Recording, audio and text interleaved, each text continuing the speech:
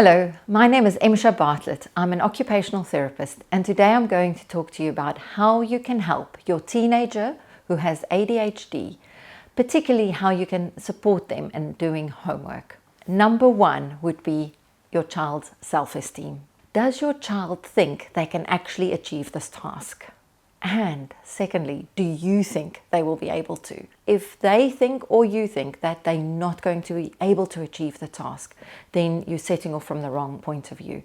You want to look at the task and think, how can we make this achievable? Yes, you can do it.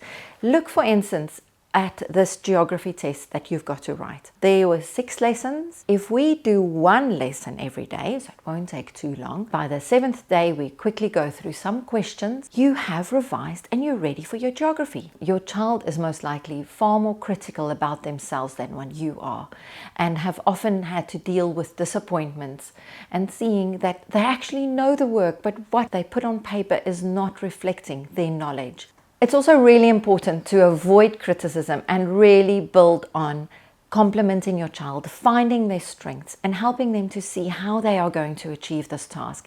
Help them to see often they understand the work, they know what it's about, and they need to just learn how to put it down. Help them to structure and help them to celebrate their small successes as they go along.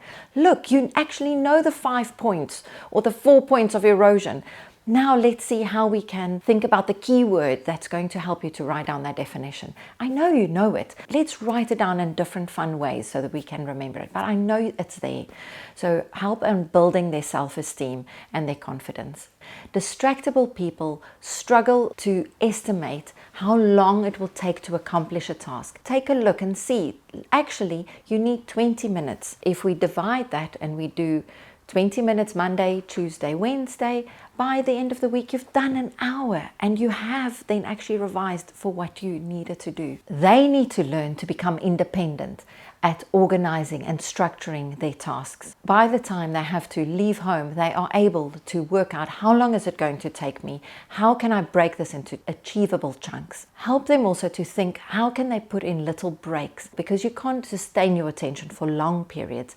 Add fun little breaks. Agree with teachers how long they expect your child to be doing homework. Especially a child with ADHD can drag a task out so long that it's painful for everybody. If the teacher says the homework should take 20 minutes, then spend 20 minutes on it. Help your child to be ready before they start. So we say, okay, when are we ready to actually start timing? And then you set a time and you say, okay, 20 minutes.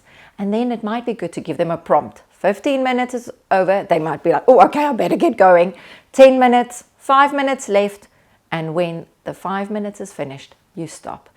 And that they then train themselves that, oh, this is only going to be 20 minutes. I better actually do this in this time, so that they feel there is an end in sight, and discuss that with a teacher. Work with them. They can also produce quality work for those 20 minutes.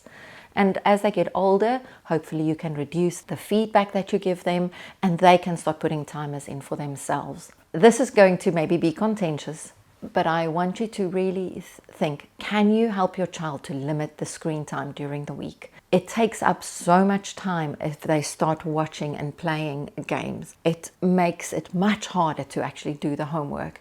Can that be limited to a Friday or over the weekends, so that you rather do other activities that can be restful, like playing a card game, taking the dog for a walk, doing some coloring, doodling, building Lego, building something creative, so that your child has got a way of relaxing, but they don't have the screen time, particularly before bedtime, because it stimulates their brain and then impacts on their sleep. I know it's very difficult, but it is definitely something worth considering and trying. Make sure that you have systems in place that help your child to organize. Now, different people prefer different things. These days, all the homework is on software such as Google Classroom, but some children still actually benefit from having that diary, so that when they're in the class, they just write down what needs to be done next. Have the same device or the same book that has all the tasks in it, so that you can both look at it and review and see where you're at, because you want to look at what assignments are coming up, and so that you can plan ahead.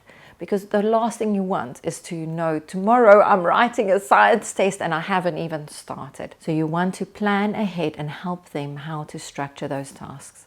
You want your child to develop independence so that they can hand in their assignments, do their homework on time, and they have got the planning skills to work out how long they have to do so that it is handed in or uploaded in time for the deadline. If your school is providing a homework club, do consider that specifically for children with ADHD. It will help them to have a specific time and a boundary, and also the social aspect of other children are doing the same. There is a teacher that I can ask, and the expectation is that we get the work done. And often there are teachers that are experts in the field who can support your child. Make use of it. Your child's desk, an area where they do their homework, is really important. Try to have the space as distraction-free as possible. For instance, a phone that keeps on pinging with friends chatting is going to be far more exciting to look at than a specific history paper or maths. So try and actually take the phone out and say, for these 20 minutes, we're concentrating, it's good quality time. And then you can quickly look at your phone messages. Or consider using the phone at a different time of the day, maybe after dinner time.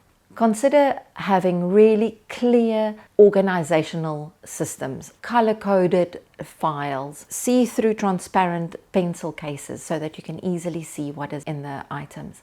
Someone has suggested that you actually take a photo of what should be in your PE bag, what should be in your pencil case, and that you actually laminate those pictures so that you can quickly check, these are the things I need to have in, and maybe even just make a little tag that's hanging on the bag. So it's easy to check when you're packing your bag the night before.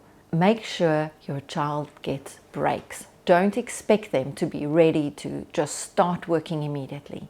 A child with ADHD needs regular, high-intensity movement breaks. This is really important. Remember this. They need to do activities that work against resistance. They need to do the heavy work, pull-up bars, burpees, rowing club, boxing, any kind of work that is against resistance, mountain climbers, seal walks, crab walks. Add that in throughout the day. So a little 20-minute working, 5 minutes of physical exercise. Don't expect your teenager to be ready to work if they haven't had the physical exercise. Also consider a few other sensory techniques that can help. Some children benefit from using earphones.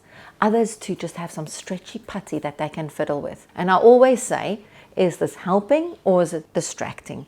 And help them to work out, actually, if I do have something in my hand, I'm able to concentrate better, or am I actually looking far more at what I'm making now, so I'm actually not concentrating on the content. Some really benefit from having a spinning chair or standing up and doing some of their work. So don't expect your child to sit still and calm throughout a task. So your child might need to move while they're learning. My other really important tip is sugar. When children with ADHD consume sugar, it sends them on these highs and lows, and the intensities are so much greater. So if they can have food that have got a low GI, it helps them to sustain their energy levels. Whereas the sugar gives these hits and they feel quite good for a moment, but then you have the dips and the tantrums.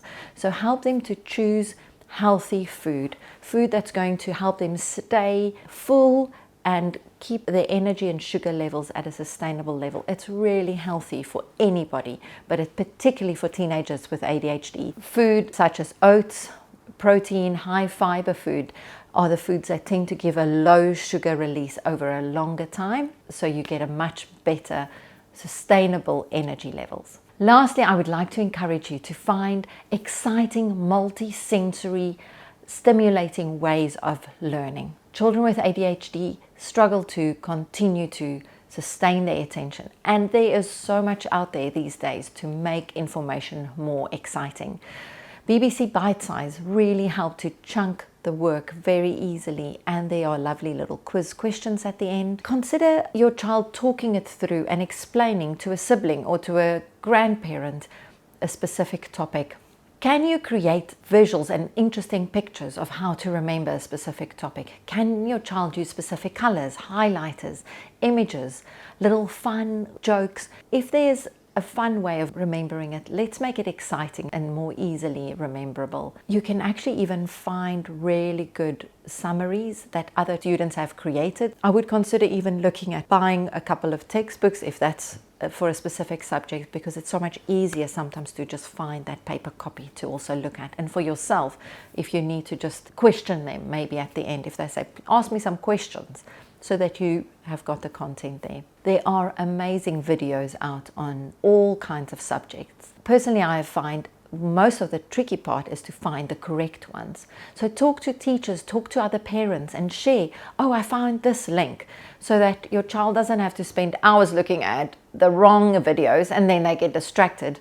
So that if there's specific really great videos to help convey information, that they can quickly find the right ones, so that you don't waste unnecessary time. But talk to the teachers, they will have some links that they can share. Some children are eligible for extra time, some are eligible for a scribe, some are eligible for a prompt. Talk to the special needs coordinator. If your child is eligible for extra time, then see how you can help them with that. If they're eligible for a scribe, then can you practice using dictating software, so that you teach your child to become as functional and as independent in that specific skill as possible.